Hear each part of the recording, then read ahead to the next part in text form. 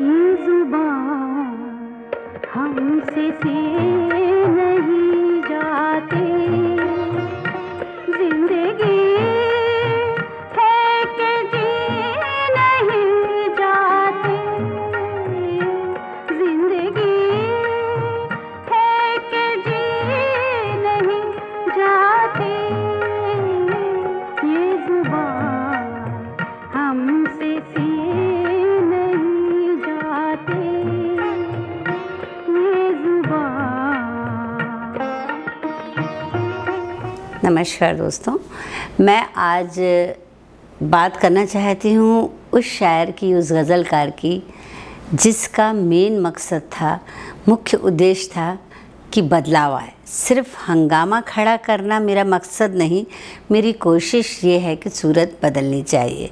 तो ये हैं हमारे दुष्यंत कुमार, जिन्हें आज देश में ही नहीं विश्व में भी लोग जानते हैं और अपने हर भाषण में उनका शेर इस्तेमाल करते हैं।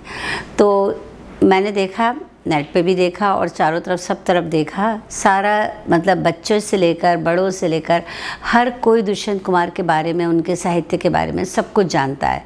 पर इस बार चूँकि उनके पुत्र आलोक त्यागी और उनके पुत्र वधू मानू मेरे बहुत अच्छे दोस्त हैं, तो हम लोग ऐसे ही एक दिन बैठे हुए थे, तो हमने तय किया कि जो हम लोग बातचीत करते हैं दुष्यंत जी के बारे में, मानू जी खुद कमलेश्वर जी की पुत्री हैं, तो हम लोग इसको एक रिकॉर्डिंग करते हैं। और हम लोगों ने धीरे धीरे करके काफ़ी बड़ी रिकॉर्डिंग की, तो जिसको मैंने स्प्लिट करके दुष्यंत जी के बर्थडे पर डालना चाहा है। तो आप देखिए ये प्रयास कैसे सफल होता है और आप अपने प्रिय शायर के बारे में, गज़लकार के बारे में बहुत अच्छे से जान पाएंगे कि उन्होंने किन हालातों में, किन परिस्थितियों में इतनी अच्छी शायरी लिखी और लोगों के जो दिल में उतर गई और आज भी वो सामयिक है। इसलिए आज मैं ज़्यादा बात नहीं करूँगी, बल्कि इसको मैं आलोक त्यागी जी और मानू जी के साथ शेयर करूँगी। और आप हम लोग की बातचीत अगर अच्छी लगे तो प्लीज़ आप शेयर कीजिए, लाइक कीजिए, सब्सक्राइब कीजिए। ये मैं पहली बार बोल रही हूँ, पर ये ज़रूर कीजिए ताकि लोगों के जन जन तक ये बात पहुँचे कि हमारे देश में कितने अच्छे गज़लकार और शायर हैं। जब छोटे थे तो देखो, बच्चों के तो हमेशा ही पापा उनके हीरो रहते हैं, और हमारे पापा तो दिखते भी हीरो जैसे थे। और उनके मिलने मिलाने वालों को इतना बड़ा हुजूम रहता था, हमें बड़ा बड़ा अच्छा लगता था। और चारों तो घिरे। अच्छा, मैं जबकि छोटी की बात कर रहा हूँ, मैं टोक रही हूँ बीच में। आप अपने जहन में वहां से बात मुझे बताओ, जैसे कई बार अपन मिलते हैं लेकिन फिर भी मैं तुम लोगों से बात नहीं कर पाती हूँ, कि वो बताओ कि कहाँ से याद है, मतलब अपने पापा की। जैसे कई बार बचपन की चीजें बहुत याद रहती है कि हाँ कहाँ से याद है, बाबा के समय की याद है?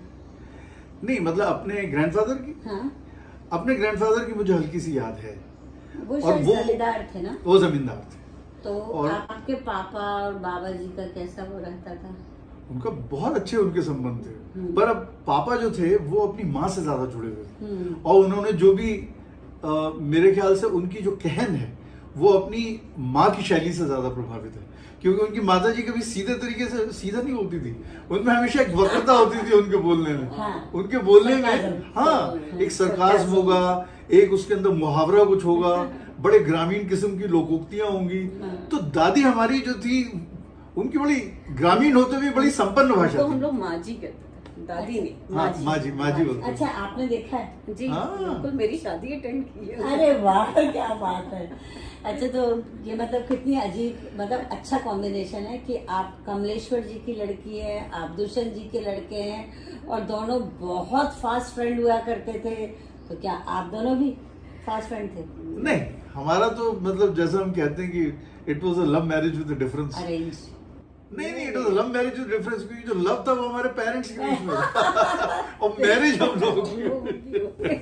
एक चीज और मैंने नोटिस किया, अब जब जमींदार वाली बात आई है, तो दुष्यंत जी तो हमेशा जो है मतलब व्यवस्था के खिलाफ, शोषण के खिलाफ, इन चीजों के खिलाफ लिखते थे, और आपके तो दादाजी खुद जमींदार थे, तो फिर कैसे एडजस्ट होता था? नहीं, मेरे ख्याल से चूंकि उन्होंने जमींदारी को इतने करीब से देखा था उन्होंने, और वो एक सेंसिटिव आदमी थे, तो वो जमींदारी की जितनी भी जो उसके कुप्रभाव हैं, उसके जो इनहेरेंट डिफेक्ट्स हैं, उसके अंदर जो शोषण की प्रवृत्ति है, वो उन्होंने बहुत करीब से देखी। और वो सेंसिटिव आदमी थे, तो इसलिए वो जो रिबेलियन उनके अंदर है, हाँ। वो रिबेलियन उनके बहुत चाइल्डहुड से उनके अंदर ये चीज, वो चीज देखी, उन्होंने उसका विरोध किया, और वहीं से मेरे ख्याल से वो विरोध बाद में उनकी कविताओं में झलकता है। एक तो शुरुआती दौर होता है जबकि एक उम्र में तो हर आदमी आशिक होता है, हाँ। तो वो जो अपने स्कूल के दिनों में तो उनकी कुछ आशिकाना कविताएं मिलती हैं, पर बाद में आप देखेंगे उनकी सारी जितनी भी रचनाएं हैं, हाँ। जहां थोड़ी सी लेखन में मेच्योरिटी आई है, तो वो आप देखेंगी तो सारी की सारी जो है वो क्योंकि लेखक जो है एसेंशियली वो सत्ता के विपक्ष में ही खड़ा होता है, उसका हमेशा प्रतिरोध का स्वर होता है, वो हाँ में हाँ नहीं मिलाता सत्ता की हाँ में हाँ मिलाने वाले तो बहुत सारे होते हैं। लेखक दुष्यंत की बात जैसे नहीं करूं तो आपने उनको पहले एक बिल्कुल पिता की तरह घर में देखा, तो आपने उनको कब से कहाँ से जॉब में देखा और कब उनका लेखन शुरू हुआ? देखिए, उनका लेखन तो मेरे पैदा होने से पहले से ही उनका शुरू हो गया था। जब वो कॉलेज में थे तो वो इलाहाबाद यूनिवर्सिटी में जब वो कॉलेज में पढ़ रहे थे, वो और कमलेश्वर जी तभी सेलिब्रिटी हो चुके थे, हाँ। लोग उनसे मिलने आते थे। वो मैं जॉब कहाँ पर शुरू कर दिया था? देखिए, मुझे जब से मैंने होश संभाला कि पहले पापा ऑल इंडिया रेडियो में थे, ऑल इंडिया रेडियो में दिल्ली में थे वो, दिल्ली में। उससे पहले भी उन्होंने नौकरी की है। जैसे उन्होंने एक हमारे गांव के पास एक कस्बा है किरतपुर, तो किरतपुर में उन्होंने पढ़ाने का काम किया, और उनका जो उपन्यास है छोटे छोटे सवाल, वो किरतपुर का जो उनका अनुभव था पढ़ाने का, और शिक्षा में किस तरह की राजनीति है और किस तरह का उसके अंदर जो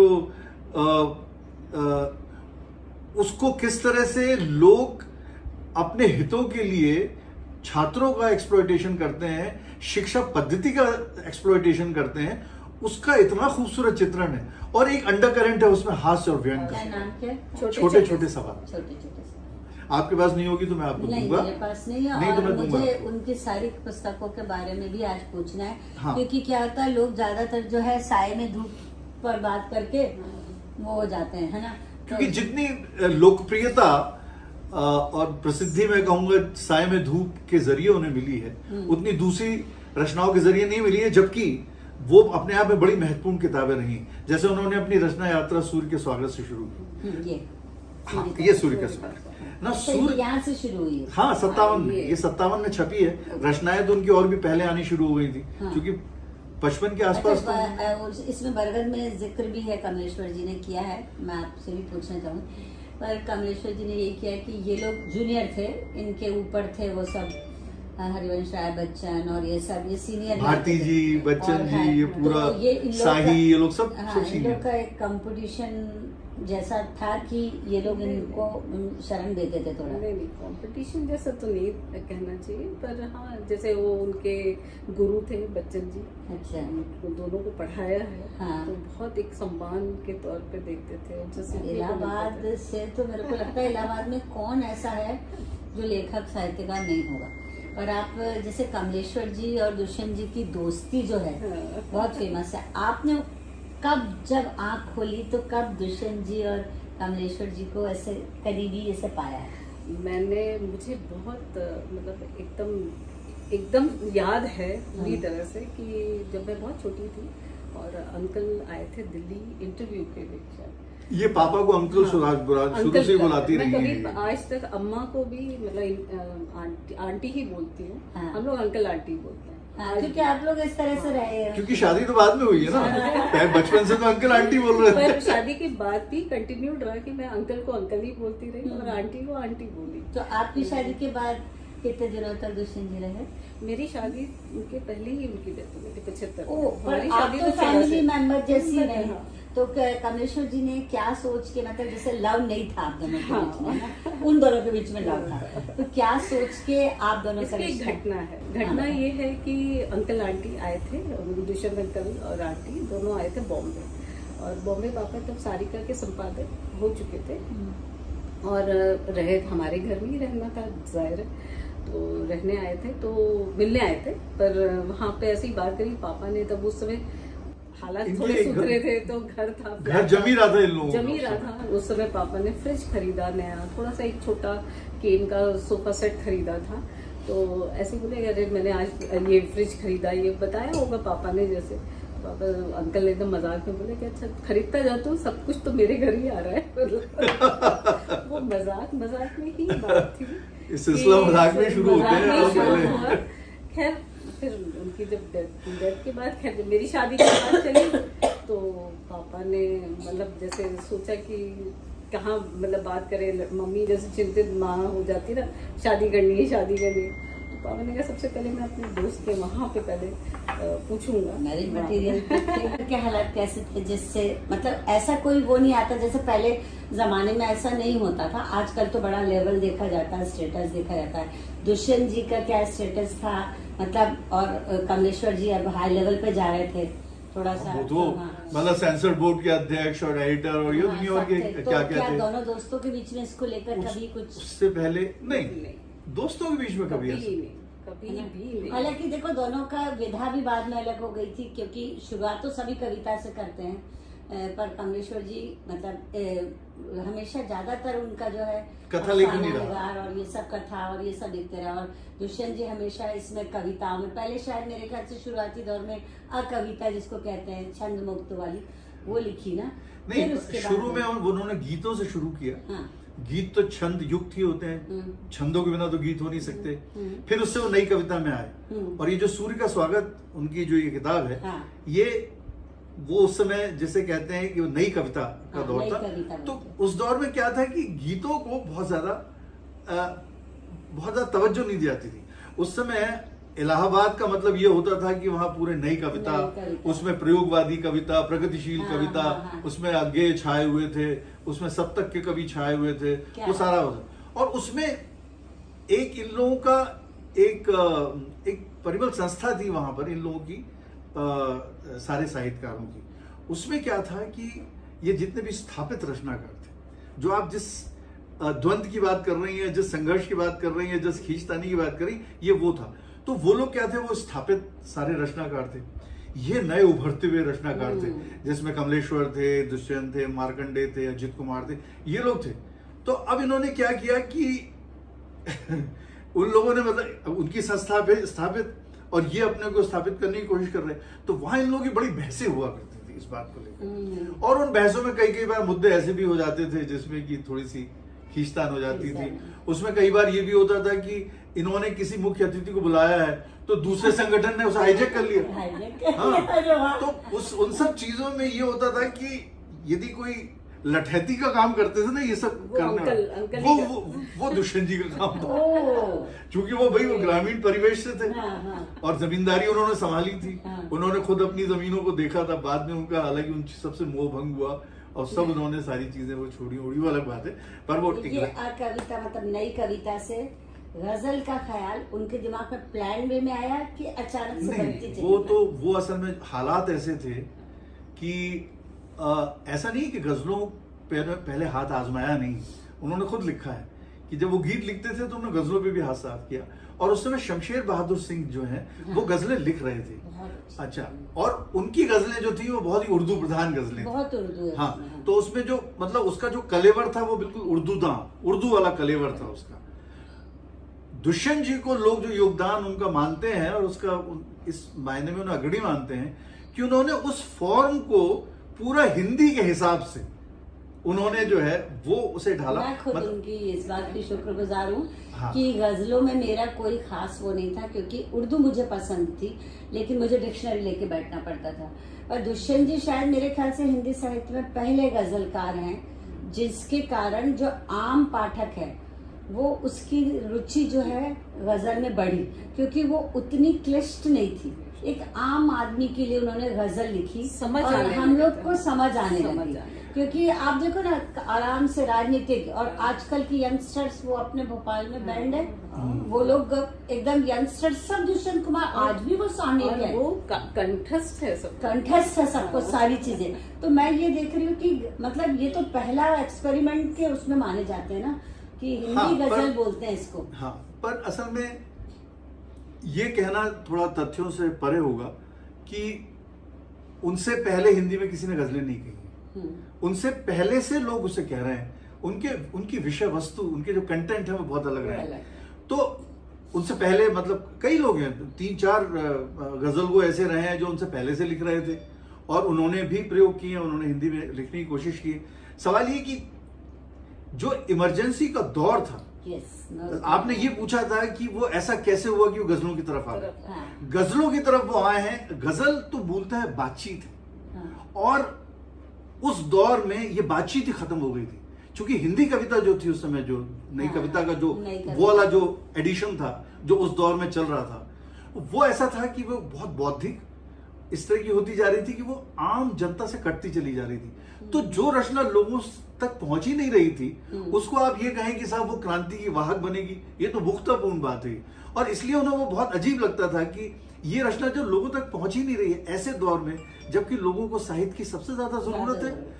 एक संबल की तरह साहित्य उनके साथ रहना चाहिए। इमरजेंसी के दौरान आपको याद होगा कि आदमी घुटन महसूस कर रहा था, परेशान था, उसकी इतनी तकलीफें थी, नहीं, पर कोई उसकी जुबान नहीं बन रहा था। किशन जी की मतलब हिम्मत की दाद देनी चाहिए। उन्होंने उस समय अपनी कलम की जुबान खोली, जिस वक्त मतलब कोई बोल नहीं सकता था।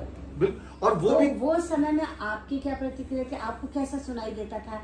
आप तो छोटे रहे होगे ना, नहीं, मैं कॉलेज में था उस समय। कॉलेज में थे, तो आपको मैं कैसा 70 लगता था ये- कि आपको ये- लगता था पापा को रोकूं नहीं। कि पापा ऐसा ना करो? नहीं, हमें तो मतलब ये कि उस समय तो इतनी गतिविधियां होती थी, कोई हिसाब नहीं। हम कॉलेज में थे तो थोड़ी बहुत अवेयरनेस हमारे अंदर भी, पॉलिटिकल अवेयरनेस हमारे अंदर भी आ गई थी तब तक। अच्छा, और सब महसूस कर रहे थे। इमरजेंसी का दौर ऐसा था, बहुत घुटन भरा घुटन, माहौल था। हाँ। हम ठीक है, हम इस कॉलेज के स्टूडेंट थे, पर एक कॉलेज की थोड़ी बहुत छोटी मोटी राजनीति में मैं भी रहा हूँ। हाँ। मुझे भी एक बार कॉलेज से निकालने की नौबत आ गई थी, तो दुष्यंत जी मेरे लिए जाके खड़े हुए थे, पापा ही मेरे लिए खड़े हुए थे जाकर, कि भाई वो अपने कन्विक्शन के तहत ये स्टैंड ले रहा है, यदि आपको निकालना है आप निकालिए, पर मैं उसे रोकूंगा नहीं। वो अपने कन्विक्शन के जरिए उसे चीजें सीखनी चाहिए। तो एक इस तरह के मतलब पिता चाहे पे वो तो सही हो या पिता पे गलत। फक्र होता है। मतलब आप और दुष्यंत जी के रिलेशन जैसे बाप बेटे के कहते हैं ना, थोड़ा दूरी या खिंचाव नहीं, होता, नहीं। वैसा कुछ नहीं नहीं, बेहद दोस्ताना थे हमारे, बहुत दोस्ताना। बहुत दोस्ताना। बल्कि लास्ट में तो मैं चूंकि स्पोर्ट्स में बहुत एक्टिव रहा, तो मैं खेलता रहता, तो बाद में तो पापा कहते थे यार कुछ एक्सरसाइज मुझे भी सिखा दे भाई, मेरी तोंद निकल रही है। तो मैं उन्हें एक्सरसाइजेस बताता था। हम लोग साथ में पंजा लड़ाते थे, जैसे पापा मैंने पंजे के इसमें- चैंपियन रहे। जैसे इसमें मैंने कई चीजों में पढ़ा, तो आर्थिक स्तर पर वो थोड़े से परेशान रहे जब परिवार था, बहुत ज्यादा। तो परिवार के लिए उन्होंने कॉम्प्रोमाइज किया था कई नौकरी के लिए, Compromise- मतलब इलाहाबाद छोड़ के चले गए थे ना नहीं। दूसरी जगह नौकरी करने। नहीं, वो तो असल में क्या था कि जब इन्होंने पढ़ाई पूरी कर ली तो उन्हें लग रहा था यार मैं नौकरी क्या करूं, तो और उनकी करना तो शादी हो लिखना चुकी था। थी। शादी हो चुकी थी। पहले और तब मम्मी जॉब में आ गई थी। नहीं नहीं, नहीं, अम्मा तो पढ़ रही थी, एमए कर रही अच्छा। थी। अम्मा और चाचा जी दोनों साथ में एमए कर रहे थे उस अरे समय। वाह, चाचा जी साथ ही रहते थे भी उस समय, तो Joint family सब ज्वाइंट होती थी। फैमिली होती थी। तो मेरठ में थे, मेरठ में चाचा जी भी पढ़ रहे थे, एमए कर रहे थे, अम्मा भी एमए कर रही थी, और पापा मेरठ रहते हुए ऑल इंडिया रेडियो में दिल्ली जाया करते थे। अपनी मोटरसाइकिल बस रेलवे स्टेशन पर खड़ी करते थे, और फिर जो है वो फिर वहां से ट्रेन पकड़ के फिर ऑल इंडिया रेडियो पर जाते थे। पहले अपनी जरूरतें बहुत कम हुआ करती थी, तो अपन चल जाता था, है ना? हाँ, पर कभी मतलब ऐसी लग्जूरियस जैसा नहीं था, जैसे घी है गांव से आ जाता था। हाँ। कुछ चीजें गांव से आ गाँव जाती से आ थी, जाती थी। क्योंकि गांव में खेती तो थी, जमींदारी थी, बाबा जी भी थे, तो बाबा जी इन सब चीजों का ख्याल रखा ख्याल करते रखते थे। थे। हाँ। पर बल्कि- मतलब ये इनके लेखन में कहीं आड़े नहीं आया आर्थिक हो? नहीं नहीं, कभी नहीं आया। इस तरह मतलब यदि बहुत संपन्न नहीं थे तो ऐसे हैंड टू माउथ वाली स्थिति हमने कभी नहीं देखी। काफी मतलब पापा आजाद ख्याल थे, तो उन्होंने ये केवल जैसे आजकल के लेखक और साहित्यकार होते हैं कि किताब में पन्नों पे कुछ और होते हैं और जीवन में कुछ और होते हैं। दुष्यंत जी का मैं जैसे आपके मैं इसलिए बातचीत मैं कर रही हूँ, और हम लोग इस बारे में बहुत सारी बातचीतें कर भी चुके, लेकिन मैंने नोटिस किया कि आपको जो वो लेखन में थे वही अपने जीवन में थे। बिल्कुल उन्होंने वो पूरी आजादी आपको दी हुई थी। बिल्कुल दी हुई थी। आपके लिए पूछूं मैं मानू जी कि आपका बताइए कि आपका दुष्यंत जी के साथ कौन सा रिश्ता, कैसा वो था, और आप उनको कैसे देखती? मैं तो खैर मुझे भी फक्र बहुत होता है हाँ। इस बात का कि मैं ऐसी फैमिली में हूँ कि जहाँ मतलब इतना नाम है, ये उसके साए में ऐसी हम लोग फैमिली है ना, रहते मतलब ऐसी फैमिली से आई साहित्यिक। हूँ जहाँ ये माहौल था, और उसी फैमिली में आई हूँ, साहित्यिक फैमिली। और जिस फैमिली के बारे में बचपन से सुनती आ रही है। रही हूँ बचपन से, बिल्कुल जैसे लगता है। पापा हमेशा कहते थे कि तुम वहां जा रही हो जहाँ तुम्हें बिल्कुल हमारे जैसे ही लगेगा, हाँ। बिल्कुल तुम्हें ऐसा नहीं लगेगा तुम कहीं अजनबी जगह चले हाँ, गए। सही। तो बिल्कुल मुझे वैसा ही महसूस हुआ यहाँ आके, मतलब ऐसा लगा ही नहीं कहीं भी, वही बातें होना, वही उसी माहौल में रहना। साहित्यकार आना आना ये सब। जाना, मिलना, कार्यक्रमों में जाना, ये करना, तो तो वही आपको है। भी पूरी आजादी थी? बिल्कुल आजादी, ऐसे अच्छा, वो कुछ ये वो नहीं माहौल था। था। बल्कि और अंकल की एक मुझे बहुत याद है बचपन की। हाँ। दिल्ली में हम लोग थे और अंकल आए थे किसी इंटरव्यू के लिए हमारे घर पे, और आए थे तो बस गहमा गहमी चल रही थी घर में, बिल्कुल अंकल आए हैं तो उनका इंटरव्यू था तो उनको कपड़े चाहिए थे, शर्ट पापा की ले ली, कोट शायद मोहन राकेश अंकल का ले लिया या राजेंद्र यादव जी का ले लिया, और टाई ले ली। टाई किसी की ले ली, सब इकट्ठे थे वहीं। सब इकट्ठे थे तो सबके सब कपड़े वपड़े मांग के बोले इंटरव्यू के लिए जाना है तो तैयार होके जाना है, तो बिल्कुल तैयारी हमारे घर में हुई, तो सब वो लगे हुए उनको तैयार करने में। अब ये सब पूरे तैयार वैयार हैं, और हाँ। गायत्री आंटी जो है उनकी शर्ट प्रेस कराने नीचे गई हुई है। कमलेश्वर जी ने जिक्र भी किया कि आप सोचिए एक इतना बड़ा शायर पतलून में टाई लगाए कोट पहने और बिना कमीज के खड़ा हुआ और इतनी गहमा गहमी उसमें, फिर बाकी मतलब एक मजाक हुआ था कि सबने कहा यार ये ऐसा नहीं वहीं से इंटरव्यू करके भोपाल चला जाए, हमारे कपड़े मतलब ये ना कि वापस ले कितना अच्छा माहौल था। तो मैं यही सोच रही थी कि दुष्यंत जी के साहित्यिक चीजों के बारे में सबने बहुत बात की, पर वो किस माहौल में रह के लिखते थे, उनका वातावरण कैसा था, और आप लोग तो कितने भाग्यशाली हो जो इतने बड़े बड़े साहित्यकार लेखकों से मिले और ये सारी चीजें हुई। और ये सौभाग्य आप मानू जी आप नहीं लिखती कुछ? मैं नहीं लिखती हूँ, मैं एक पाठक भी हूँ। नहीं, पाठक घर में जरूरी होना चाहिए। राजेश्वरी जी का क्या था कि वो थी मम्मी, हाँ आंटी वो पहली पाठक और पहली श्रोता होती पहली थी। श्रोता तो वही होती थी, अम्मा तो साउंडिंग बोर्ड थी पापा के लिए। अच्छा, बिल्कुल मतलब हाँ। जो भी वो लिखते शायद अंकल तो वो पहले आंटी से शेयर करते, आंटी को अगर समझ में आ गया मतलब फिर उसमें मैं जी की यही चीज मैं जब सब लोगों से बात करती हूँ तो ये यही वाली बात निकल के आती है कि वो हमारी भाषा में गजल कहते हैं, हम गजल से डर जाते हैं क्योंकि वो उर्दू में हुआ करती है, पर ऐसा नहीं, उन्होंने बहुत अच्छे शब्द इस्तेमाल किए, घर परिवार में भी वो बहुत सरल रहे। और कोई एक ऐसी कोई चीज हो जो आपके मतलब उनके जीवन में मोड़ लाई या चेंज मतलब जो भी आया, तो मतलब जैसे उनके ऐसे जाने की वजह कोई उनकी बीमारी या ऐसा कुछ? नहीं एक्चुअली जाने की वजह भी मैं तो ये कहूंगा कि उस दौर में वो सारी तकलीफें जिस शिद्दत से महसूस कर रहे थे, वो जो उन्हें हार्ट अटैक हुआ है, 42 साल की उम्र कोई जाने की उम्र नहीं होती। तो कि रात को जब भी 12 का गजर होता है, यातनाओं का अंधेरे में सफर होता है। तो आप देखिए क्या महसूस कर रहे थे उस समय। आपको ये उस समय जो की बात है जब ये उस समय जब वो इमरजेंसी के दौर में रचनाएं लिख रहे थे, मतलब वो आप दिल पे लेकर लिखते थे।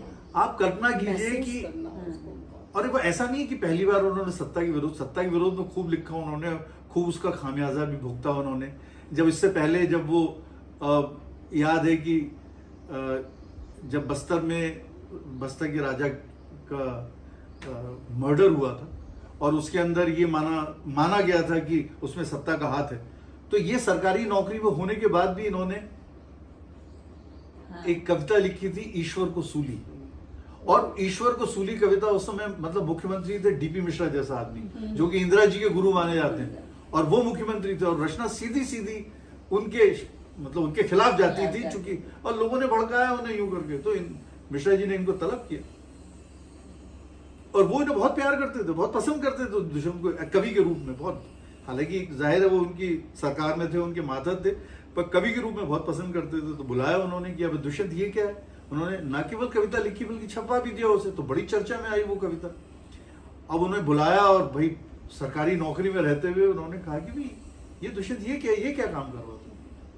उन्होंने काफी डांटा। अब जाहिर है कि मुख्यमंत्री की उम्र में भी बड़े थे और मुख्यमंत्री थे, और ये तो अब इनके सामने तो इन्हें ऐसी स्थितियों से बच के निकलने की भी आदत थी। तो उन्होंने कहा पंडित जी आप तो खुद कवि हैं, आप जानते हैं कविता लिखता नहीं है, कविता तो हो जाती है, तो हो गई। अब इमरजेंसी के दौर में ये हुआ। अब जो आदमी जब उसके कवि और उसके अफसर में भी द्वंद होता है, कवि और सरकारी अफसर में द्वंद होगा, तो हमेशा ये हुआ कि उनका कवि जीता है, ये हमेशा हुआ है। बहुत अच्छा तो लगा आपने। हाँ, और ये होता था। और सरकारी नौकरी में रहते हुए जब उन्होंने ये गजलें कही, तो अब जाहिर है आपके जो हितैषी होते हैं, जो आपके शुभ चिंतक होते हैं, वो तो पीछे पड़ जाते हैं आपके। और ऐसे कई आईएएस थे यहाँ पर, मतलब 2-3 को तो मैं नाम नहीं लेना चाहूंगा, जो इनके पीछे हाथ धो के पड़े हुए थे, जिनको इन्होंने मुंह पे कह दिया था कि यार तुम यार आलोचक तो अच्छे हो पर तुम कवि दो कौड़ी के हो। वो आदमी अपने आप को बहुत बड़ा कवि समझता था, तो उसे तो बहुत बुरा लगा इस बात का। और वो ना केवल बुरा लगा बल्कि उसने बाद में कोई मौका नहीं छोड़ा इन्हें निपटाने का, बल्कि जब उनके ऊपर डाक टिकट निकला तो उन्होंने कहा भाई कैसे औसत लोगों के ऊपर डाक टिकट निकाल दिया जाता है। मतलब इस हद तक मतलब निचले स्तर पे उन्होंने वार किया। Anyway, उनको तो पद के उतरने के बाद उनकी रचनात्मकता के लिए कोई धेला पूछता नहीं। कोई नहीं पूछता। दुष्यंत तो उत्तरोत्तर लोकप्रिय होते चले गए अपनी। भाई वो अभी तक लोकप्रिय होते जा रहे हैं। और मैं ये देख रहा हूँ कि अब उनको गए हुए इतने साल हो गए जितने साल वो जिंदा नहीं रहे। हाँ, पर वो आज भी जिंदा है। मतलब वो जिंदा यानी अच्छे खासे चहक रहे, महक रहे, सारी जगह खुशबू फैला उनका रहे वर्ल्ड में। बिल्कुल जीवन उनका कुल रहा यूं करके 42 साल, साल। पर वो जिंदा है, अपनी रचनाओं के जरिए जिंदा है, आज जिंदा है। लोग उनकी चर्चा करते बात तो बड़ा अच्छा लगता है। नहीं, बहुत पर फर्क- आलोक तो जी, मैं ही जो बता रहा था कि आप जो सच्ची श्रद्धांजलि देंगे ना, वैसे मैं दुआ करती हूँ मेरी तरफ से। मैं क्योंकि मित्र होने के नाते आप दोनों से मैं चाहूंगी कि दुष्यंत जी को वो श्रद्धांजलि दे दीजिए अपनी पहली पुस्तक के जरिए। हम लोग इंतजार कर रहे हैं क्योंकि आपको जितनी समझ है जैसे सब बच्चों को नहीं होती है। साहित्यकार लेखक के बच्चे जो है मैंने देखा है कि वो नहीं बनते या बनना पसंद नहीं करते, पर आप तो ऐसे लगता है कि मैं आप में दुष्यंत को देखती हूँ क्योंकि इसलिए कि आप घुले मिले लगते हैं। आप उनकी लाइफ स्टाइल से, आप उनकी चीजों से इतना प्रभावित हैं और आपको इतनी नॉलेज। और मैं देखती हूँ हर महीने आपको, मैं देख रही हूँ आप दोनों हर महीने दुष्यंत जी के किसी ना किसी प्रोग्राम में आपको अटेंड करने आप खुशी खुशी जाते हैं। नासिक जा रहे हैं, औरंगाबाद जा रहे हैं, तो आप आगरा जा रहे हैं। आप मतलब इतना ट्रैवल करते हैं दुष्यंत जी के लिए। अभी ये दुष्यंत जी का सफर है, लेकिन इस सफर में 4 चांद लग जाएंगे अगर आपकी किताब भी आएगी तो। बिल्कुल मेरी कोशिश तो है। और आप इस साल के बताएं और अंदर। चीजें। नहीं तो मैं ये बता रहा था कि उस समय आपने पूछा कि भाई ऐसा क्या हुआ कि उनको अचानक उनका वो चले गए। तो उस दौर में आप दबाव थे, उन दबावों की कल्पना कीजिए कि जब ये लिख रहे थे तो इनका एक्सप्लेनेशन कॉल हो रहा था। इनसे ये पूछा जा रहा था कि आपने जो लिखा है कि एक बूढ़ा आदमी है मुल्क में, या यूं कहो इस अंधेरी कोठरी में एक रोशनदान है। अब इनसे खुद पूछा गया, सबको पता है कि जयप्रकाश के लिए लिख रहे थे। जयप्रकाश जी के साथ इनकी मतलब बहुत उनमें बहुत आस्था थी और जयप्रकाश जी एक सच्चे कॉज के लिए लड़ रहे थे, जोखिम उठा रहे थे, संघर्ष कर रहे थे और ये उनके पूरी तरह से साथ थे। अब सरकारी नौकरी में भी थे, इनका एक्सप्लेनेशन कॉल हुआ कि भाई आपने ये क्या लिखा है, इसका क्या मतलब है। हुआ ये था कि फखरुद्दीन अली अहमद साहब प्रेसिडेंट थे, वो गए हुए थे यूके और वहां बीबीसी वालों ने उनसे सवाल किया कि भाई आजकल आपके यहाँ क्या माहौल है। और वहां का एक शायर है वो ये लिख रहा है कि एक गुड़िया की कई कठपुतलियों में जान है, एक शायर ये तमाशा देख के हैरान है। तो ये ऐसा क्या माहौल है कि ये बोले। अब उन्होंने शायद दिल्ली कहा होगा और दिल्ली में तो यहाँ तो लोग उत्सुक बैठे हुए थे किस तरह से निपटाया जाए। हाँ। जो यहाँ प्रशासन में कुछ मैंने बताया इस तरह के जो लोग, तो इनका एक्सप्लेनेशन कॉल हो गया। और इनके जो एक उससे भी बहुत त्रस्त रहे जो इनका जो ब्यूरोक्रेटिक बॉस ऊपर जो आईएएस था उसने तो बहुत ज्यादा इनको परेशान किया। खुद किया है, किसी के कहने पे किया, ये अभी तक स्पष्ट नहीं हुआ है, पर बहुत मतलब तो रहा ही होगा दबाव, बहुत ज्यादा जो भी पॉलिटिकल, इसलिए क्योंकि ये इस हद तक बात हो गई थी। जब ये किताब आई सूर्य का स्वागत, तो सूर्य का स्वागत किताब का लोकार्पण जो था वो उज्जैन में होना था। सुमन जी उसका लोकार्पण करने वाले थे और एन मौके पे सुमन जी के पास यहाँ से फोन गया कि आप उस लोकार्पण को रोक दीजिए कि जो दुष्यंत के ऊपर जो है एंटी स्टैब्लिशमेंट होने का ठप्पा लगा हुआ है। और सुमन जी चूंकि उस समय मुख्यमंत्री जो थे उनके रिश्ते में आते थे अर्जुन सिंह जी के, तो उनके पास मैसेज किया कि भाई ये this will not reflect well on the CM also. तो इसलिए सुमन जी ने वो कार्यक्रम निरस्त कर दिया। तो पापा का बाकायदा मुझे वो याद है कि उन्होंने कहा कि माना कि आदरणीय सुमन जी, माना कि खुल के चर्चा नहीं हो सकती इस पे, पर यदि चर्चा ही ना हो ये तो बहुत गलत बात है। तो सुमन जी ने 3 साल बाद जब इमरजेंसी हट गई तो एक उज्जैन के एक फंक्शन में उन्होंने ये कहा, वो बहुत प्यार करते थे, मुझे उस पर वापस आता हूं। तो उन्होंने उस मंच से उन्होंने ये कहा था कि एक आदमी था जिसने इमरजेंसी में खुल के लिखा और एक हम है जो हम ये इतनी हिम्मत नहीं जुटा पाए कि हम उसका लोकार्पण कर सकें। बोले मुझे बहुत तकलीफ होती है इस बात की हम ये नहीं कर मंच से। ये सुमन जी का बड़प्पन। इसलिए साहित्यकारों पर दबाव रहता था, लेकिन पहले का साहित्य क्रांति लाता था, बिल्कुल आजकल का साहित्य पैसा लाता है। ये नोटिस करिए आप। बहुत अच्छी बात है। बहुत किसकी कितनी की हिम्मत होती है जो खुल के लिखे, और वो भी जो सरकारी नौकरी में हुआ। ये वाली बात मुझे दुष्यंत जी की बहुत अच्छी लगती है। और ये हिम्मत आप में कितनी आई है? देखिए, मैं कभी शुरू से लेखन के क्षेत्र में तो नहीं रहा, हाँ। पर मैं चूंकि बैंकिंग में था, तो बैंकिंग के मेरे साथी जानते हैं कि इस हिम्मत की जो प्रदर्शनी अक्सर होती रही है बैंक में। बहुत आप तो, आपके तो रिश्तेदार हमारे बैंक में रहे हैं, हाँ जी। आप उनसे पूछिएगा हाँ। कि मैंने हमेशा जो है वहां पर बैंक के अंदर भी मैंने सच और बैंक के हित में जो चीजें रही हैं, मैंने हमेशा आवाज उठाई है। और ये चीजें तो मुझे विरासत से लाइक फादर लाइक सन, मतलब बिल्कुल ये हुई तो मैंने कभी कॉम्प्रोमाइज नहीं किया। कभी नहीं किया। बल्कि यदि हमारी ट्रेड यूनियन ने भी, यदि हम लोगों का साथ नहीं थे, तो मैं ट्रेड यूनियन के खिलाफ भी खड़ा हुआ हूं मैं। मतलब साय में धूप के अलावा जो दूसरी किताबें हैं, तो उनकी रॉयल्टी तो कोई बहुत ज्यादा रॉयल्टी आती नहीं। हालांकि मुझे लगता है कि उनका जो काव्य नाटक है एक कंठ विश्वाई, हाँ। तो वो अपने आप में यदि काव्य नाटक, चूंकि ये विदेशी विधा थी और वो यहाँ पर उसको जो है अडेप्ट किया, और उसमें यदि उन सारे पैरामीटर्स पे यदि पहला खरा उतरता है तो वो भारती जी का अंधा युग, और भारती जी के अंधा युग के बाद ये काव्य नाटक ये वाला होता है, जिसके अभी भोपाल में भी अभी रिसेंटली दो तीन बार उनके मंचन भी हुए, और वो भोपाल के युवा करवा रहे हैं। बड़ी खुशी की बात ये है, सबसे अच्छी बात ये कि युवा लोग कर रहे हैं। हाँ, युवा करवा रहे हैं। तो ये प्राउड की बात है ना कि एक लेखक इतने साल बाद जिंदा है और युवाओं के दिल और में युवाओं तक पहुंच रहा है, मतलब अगले 50 साल और दुष्यंत जी का जन्मदिन आ रहा है, तो मैं ये सोच रही थी कि हम ऐसी क्या बात करें उनके बारे में जो लोग नहीं जानते हों, या ऐसा है तो मतलब सहज घर में भी जैसे उनका लिखने का क्या वक्त होता था, क्या किस तरह, या कभी भी लिख लेते थे, ऐसा कुछ लिखते देखा आपने? हाँ, मतलब वो तो पापा गए थे। मैं आपको बताऊं, उनकी मैंने जब रचनावली छप रही थी उस समय मैंने बहुत सारी चीजें उनकी किताब पढ़ी, मैंने उनकी पूरा साहित्य जो भी सारा सब एकत्रित इन्होंने ही किया, पूरा जो बिखरा हुआ था। पढ़ा पहले पूरा, अंकल को पूरा पढ़ा, फिर तब मैंने विजय बहादुर सिंह जी अंकल को मैंने दी मतलब सामग्रियाँ कि आप ये पढ़िए, ये पढ़िए। तो आप पहले कैसे कहती हैं कि आप नहीं, पर मैंने इसलिए कि मुझे लिखती नहीं है, इसलिए मैं लिखती नहीं, पढ़ती है, पर मैं पढ़ती बहुत और एडिट फिर मैंने करना पूरा उस चीज़ को। पढ़ के फिर मैंने इतनी छोटी छोटी चीजें उनकी लिखी। सिगरेट के डब्बे पे उन्होंने शेर लिखे हैं, तो इतना मतलब ये लगा होगा कि कहीं मैं भूल ना जाऊं, हाँ। या मैं मतलब मुझे याद न रहे, तो पहले कम से मोबाइल कम तो होता नहीं था। मोबाइल होता नहीं था, तो उनको अगर शेर आया होगा दिमाग में तो उन्होंने सिगरेट की डब्बी पे भी लिख दिया, और वो डब्बी रखी हुई थी। मतलब तो मुझे वाकई इमोशनल हो गई थी वो देख के और पढ़ के। मुझे लगा देखो इंसान के चलते फिरते लिख रहा है, मतलब ये नहीं कि कोई समय बांध रहे हैं। हाँ, नहीं, तो इससे ये वाली बात जो है ना कि मैं जिसे ओढ़ता बिछाता हूँ वो गजल आपको सुनाता हूँ। मतलब ये कोई समय निर्धारित नहीं होता था कि सुबह के टाइम पे 4 बजे उठ के लिखें या शाम को 5 बजे लिखें। हाँ। ऐसा कोई नहीं कि ब्रह्म मुहूर्त हो, और जैसे पूरे समय जी रहे थे गजलों को उस समय, तो लेखन में उनके ऊपर कोई बंधन, कोई प्रेशर वो नहीं मानते, कोई है ना, इसीलिए शायद वो इतना अच्छा लेखन निकल के आया है ना। और शॉकिंग रहा होगा ना एकदम से, आप तो उस समय वहीं थे, उन्हीं के साथ थे ना। जब डेथ हुई तो मैं साथ है था, ना? मैं ही डॉक्टर को बुला के लाया था। हाँ, मैं ही उन्हें मैंने कोशिश की थी कि भाई किसी तरह से अस्पताल चले जाएं।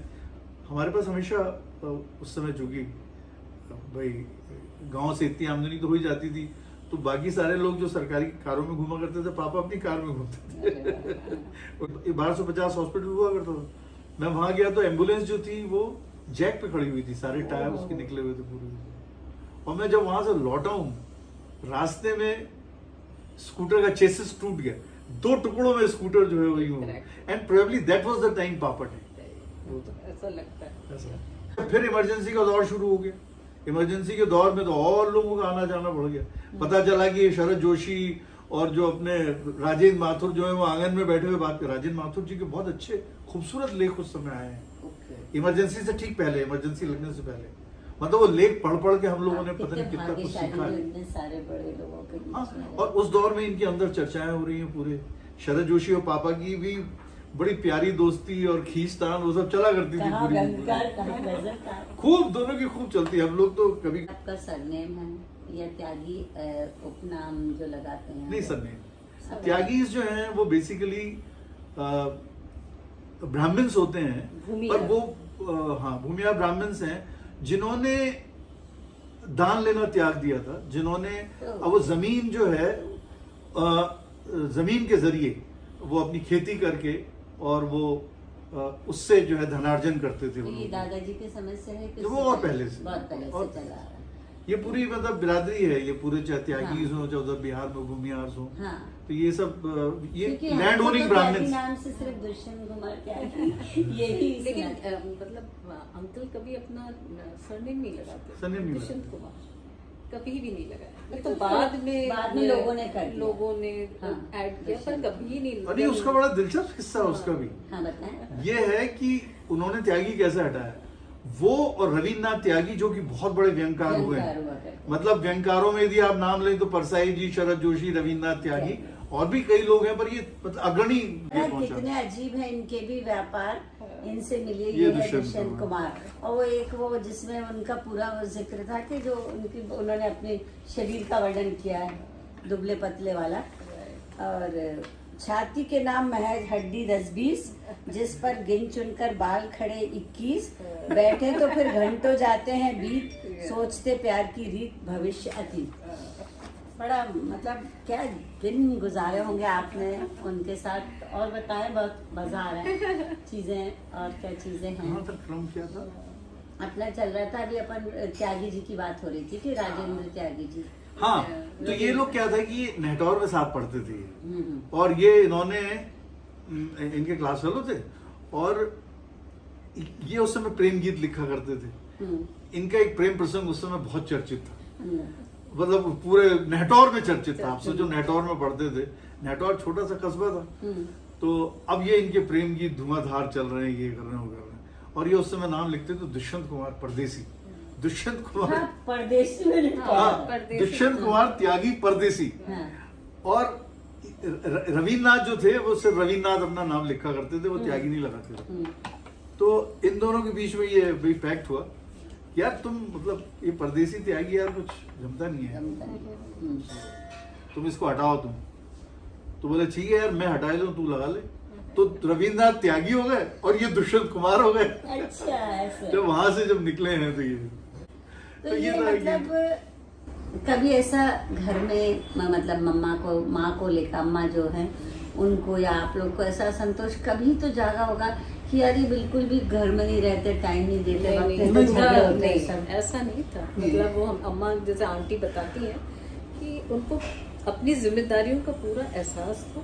पूरा वो मतलब जैसे आंटी नौकरी पे जा रही हैं या कर रही हैं तो उनको पूरा वो करते थे कि नहीं तुम ऐसे करो, या उनके वहाँ पे भी कुछ होता था या कुछ घटना घट जाती थी तो उनको समझाना, ये करना। परिवार के अर्चना दी, इनकी सिस्टर जो थी मेरी नंद, उनके साथ भी बिल्कुल मतलब एक जिम्मेदारी से, बिल्कुल परिवार की पूरी जिम्मेदारी। एक्टिविटी से पापा जुड़े रहते थे। पापा के साथ आप अपने घर में मजे में शेयर करते थे चीजें, घर में ही आपकी मीटिंग हो जाती थी। हाँ नहीं, मैं तो चूंकि बोर्डिंग में रहा, तो मैं बोर्डिंग में जब तक रीवा रहा तब तक तो पापा से बहुत ज्यादा इंटरेक्शन होता नहीं था ऑनेस्टली। छुट्टी में आते थे, छुट्टी में वापस चले जाते थे। जब मैं कॉलेज में आया तो कॉलेज में बहुत इंटरेक्शन होता। जो स्ट्राइक हुई तो उसमें जो है वही सबने हिस्सा लिया। पापा को उस स्ट्राइक की सारी चीजों की जानकारी थी। उन्होंने जब प्रिंसिपल ने हम सबको नोटिस दिए कि सब हॉस्टल खाली करो, जो मंडलोई थे, जो हम थे, या जितने भी लोग थे, सब लोगों को नोटिस मिले थे कि भाई आप हॉस्टल खाली करो। तो और सबके पेरेंट्स को जो है चिट्ठियां गई थी, तो पापा को भी बुलाया गया। तो जब पापा को बुलाया गया तो उन्होंने कहा कि भाई ये आपका बच्चा तो बिगड़ रहा है। तो पापा ने कहा कमाल है, आप अभी पिछले ही दिनों वो एथलेटिक चैंपियन बना है और उसको और भी कई चीजों में उसको ये मिला है, उसने यूनिवर्सिटी में जो है उसने पोजीशन ली है अपनी, और उसके बाद ढेरों सर्टिफिकेट है, आप ही ने दिए, और अब आप बता रहे हैं वो बिगड़ गया। बोले नहीं वो स्ट्राइक, बोले यदि स्ट्राइक की वजह से आप कह रहे हैं बिगड़ गया तो मैं स्पष्ट करना चाहूंगा यदि वो अनुशासनहीनता कर रहा है, आपके अनुशासन को तोड़ रहा है, तो ये आपका अधिकार है कि जो भी आप उस पर कार्रवाई करना चाहें करें, पर मैं उसे रोकूंगा नहीं ये करने के लिए, क्योंकि वो मैंने उससे चर्चा की और वे कन्विक्शन के तहत कर रहा है कि जिस मुद्दे को वो उठा रहा है वो जानता है कि उसका मुद्दा सही है। यदि उसे ऐसा लगता है तो उसे कन्विक्शन की कीमत चुकाना आना चाहिए, नहीं तो बाद में अपने कन्विक्शन को लेके कैसे खड़ा रहेगा। सही। तो तो इसलिए मैं उसमें उसे टोकूंगा। फिर तो हम सब लोगों को जब हॉस्टल से निकाला गया तो यही एक पिता सबके रिप्रेजेंटेशन, ये सब मिलने आए ये लोग पापा से, और फिर जो है पापा राज्यपाल से मिलने गए कि भाई इस तरह से हुआ, फिर हम लोग रस्टिकेशन रोका गया हम लोग, तो पापा का इस हद तक इन्वॉल्वमेंट था। ये तो बहुत अच्छी बात है। उस जमाने में तो पिता लोग कहाँ साथ देते थे बेटों का, अरे वो माओ को कह देते थे कि नालायक है तुम्हारा बेटा बिगड़ गया, पर मतलब बहुत अच्छी बात है कि वो जैसे कागज पे थे वैसे जिंदगी में बिल्कुल, जी। मतलब मैंने फिर थोड़े संकोच के साथ कह रहा हूँ, मैंने जूनियर लेवल पे स्टेट रिप्रेजेंट किया फुटबॉल में, तो पापा ने मुझे कभी फुटबॉल खेलते नहीं देखा था। तो जब मैं यहाँ पर आया भोपाल यूनिवर्सिटी मैंने ज्वाइन की, तो जब जूनियर लेवल पे हमने स्कूल से गए थे, हमारी स्कूल की टीम सुब्रतो मुखर्जी कप खेलने गई थी पूरी, हमने पूरे एमपी को रिप्रेजेंट किया था, एमपी से हमारी टीम गई। तो मैंने पापा को बताया कि पापा मेरा फुटबॉल मैच है बाबियाली ग्राउंड में, आप आ पाएंगे क्या? उनको ऑफिस का टाइम था, मुझे बिल्कुल उम्मीद नहीं थी कि पापा आएंगे वहां पर देखने के लिए, तो मेरा मैच देखने के लिए आए हो। तो आप सोचो कि पिता का इस हद तक इन्वॉल्वमेंट होना, और फिर एक इन्वॉल्वमेंट की पराकाष्ठा तो तब हुई जब मैं कॉलेज में भी होता है, एक बोर्डिंग स्कूल से, ऑल बॉयज बोर्डिंग स्कूल से निकल के जब आप कोविड में आते हैं तो भाई एक आध छोटे मोटे जो है प्रसंग हो ही जाते हैं, प्रेम प्रसंग जो होते हैं, तो उसमें पापा को पता चल गया कि भाई ये इसका कोई प्रेम प्रसंग चल रहा है। तो पापा ने कहा यार ये this is not the age, तुम अपनी पढ़ाई वढ़ाई करो, ये सब चीजें बात की होती। वो गए गर्ल्स हॉस्टल से, उन्होंने मेट्रन से बात करके उस लड़की को कार में बैठाया, घर लाए, अम्मा अर्चना मेरा सबको हमको बैठा के, और उन्होंने चर्चा की, और उन्होंने उससे कहा कि तुम्हें पूरी दुनिया यही नालायक मिला था। यार मजे क्यों? तो उन्होंने कहा भी देखो ये सब चीजें, this is not the age for all these things, अभी तुम लोग पढ़ाई पे फोकस करो। यदि तुम्हें लगता है ऐसा तो when you are of age, जब आप अपनी जिम्मेदारियां समझने लो तो आप तय करो अपनी जिंदगी में कि भाई किसके साथ आपको जिंदगी बिता। मतलब एज ए फादर आप कैसे देखते हैं? मैंने कहा भाई मैं तो 10 out of 10 नंबर देता हूँ। हाँ, ये तो बहुत ही अच्छी बात है। फ्रेंड ज्यादा बजाय पिता कम। ऐसा बहुत ही बढ़िया बात। तो आप वो मतलब खुशी, आपने शादी से पहले उनके साथ वक्त बिताया, नहीं वक्त तो नहीं मतलब बिताया वक्त नहीं मैंने, था, ये तो हाँ। आप लोग का मिलना काफी हुआ करता था ना, कि मिलना आपका नहीं काफी हुआ नहीं, करता मिलना तो घर पे तो आना जाना था ही। इलाहाबाद में भी एक बार अंकल, मैं बता भी रही थी कि अंकल दिल्ली आए कोई इंटरव्यू के लिए, जिसमें वो अपने कपड़े और लोगों के पहने उन्होंने, उसी समय उन्होंने मम्मी को आके बोले, इंटरव्यू दे के आ गए, और मम्मी से बोले गायत्री चलो सामान बांधो, मानू को लो और भोपाल चलता है।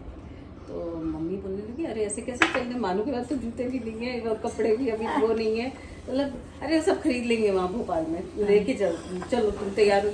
बोले कि अभी मतलब पापा को पता ही नहीं था कि पापा अपने काम इंटरव्यू के लिए छोड़ के फिर चले गए पापा। तो बोले उनको नहीं पता है कि हम लोग निकल रहे हैं। अरे बोले वो आता रहेगा, उसको मैं फ़ोन कर देता हूँ, ऑफिस में जा भी हैं। तो पापा को इन्फॉर्म कर दिया कि हम लोग तो भोपाल जा रहे हैं, तुझे आना है तो आ जाना। तो मम्मी ने कहा कैसे तैसे अपना सामान बांधा, पापा के भी कुछ कपड़े रखे, मेरे भी, मुझे तो गोदी में, मेरे पास जूते ही नहीं थे, गोदी में लेना था, तो गोदी में लेके गए। मतलब मैं तब 3-4 साल की रही होंगी उस समय। और हम लोग स्टेशन गए, फिर स्टेशन पे वहाँ पे उस समय जो ट्रेन खड़ी थी, तो मम्मी बार बार देखे जाएं कि पापा आ रहे कि नहीं आ रहे, हम लोग चले तो जाएंगे। और पैसे भी इतने नहीं थे हाथ में मम्मी के, उस समय हालात ऐसे नहीं थे, तो मम्मी को बार बार लगे पापा आ जाए। तो अंकल ने क्या करा कि कुछ नहीं बोले, गायत्री चलो, और पहले वो खुद चढ़ गए ट्रेन में। और उस ज़माने में ट्रेन की खिड़कियों में बार्स नहीं लगे थे, खुले होते थे लोग। तो मुझे मम्मी ने उस खिड़की से दिया उनको, और फिर अंकल ऊपर सीट पे बैठ गए और मुझे गोदी पे बिठाया, सबको सिगरेट बांटी, मतलब सीट करने के लिए, जगह करने के लिए, कि भाई जगह कर लो, आप सिगरेट पीते हैं, अब सबको सिगरेट दी। और मम्मी चढ़ी, मम्मी आई तो मम्मी को बैठा दिया आराम से, मुझे तो अपनी गोदी में उन्होंने बैठा रखा था ऊपर वाली बर्थ पे। पापा आए तो पापा बोले कहाँ हो भाई, हर कोच देखते हुए आ रहे होंगे, देखा अरे तू चढ़ जा बस कहीं से। रिजर्वेशन तो ही नहीं। फिर पापा भी चढ़े, फिर हम लोग, वो मेरी एकदम जहन में बसी हुई बात है, मतलब कि वो उनकी गोदी में, मैं तब उस समय बैठी, और मुझे किस तरह से, और मेरे ख्याल से मेरे इसलिए भी याद है कि मेरी ट्रेन जर्नी अगर जो मुझे याद है वो पहली ट्रेन जर्नी। करीब आपके साथ थे सबसे ज्यादा तो वो अपने छोटे भाई बहुत, जो अभी आगरा में है। नहीं नहीं मेरे छोटे भाई नहीं, उनके खुद के छोटे भाई, जो मैंने बताया ना, अम्मा और वो साथ में एमए कर रहे थे, जिनको मुन्नू जी कहते हैं, और जो इन्होंने ये किताब जो समर्पित की है, ये जो है ये साय में धूप, उनकी जो प्रमुख रचना है वो उन्होंने ये अपने छोटे भाई मुन्नू जी के लिए, अपने रचना के बाद मैं और मेरे से छोटा भाई है जो फौज में है, अप्पू से पापा सबसे ज्यादा अटैच्ड उससे थे, अप्पू से, छोटे वाले से। और उसके लिए उन्होंने डायरी में लिखा भी है कि जब अप्पू आ जाता है छुट्टियों में तो घर गुलजार हो जाता है। जी जो कर गए वो उसको रोक नहीं सकता कोई। अगर आपको लगता है कि बेटे होने के नाते आपको इस परंपरा को आगे बढ़ाने के लिए नहीं करें, उनके हजारों बेटे हैं। जैसा कि दुष्यंत जी के पिताजी की बड़ी इच्छा थी चौधरी भगवंत सहाय जी की कि वे ऊंचे ओहदे पर स्थापित होते, पर वो आज देखते कि दिलों पर राज करने वालों का ओहदा कितना बड़ा होता है। खामोशी से समाज के प्रति जिम्मेदारी निभाने वाला शायर अपनी शायरी के जरिए हमें बदलाव का कोलाहल दे गया, और दे गया एक मशाल जो उजाला फैलाए। अब ये हमें तय करना है कि इस मशाल से हम अपना घर फूकें या देश को रोशन करें। तो कोई निजात की सूरत नहीं रही न सही, मगर निजात की कोशिश तो एक मिसाल हुई। मेरी ज़ुबान से निकली तो सिर्फ नज़्म हुई, तुम्हारे हाथ आई तो एक मशाल हुई। शुक्रिया।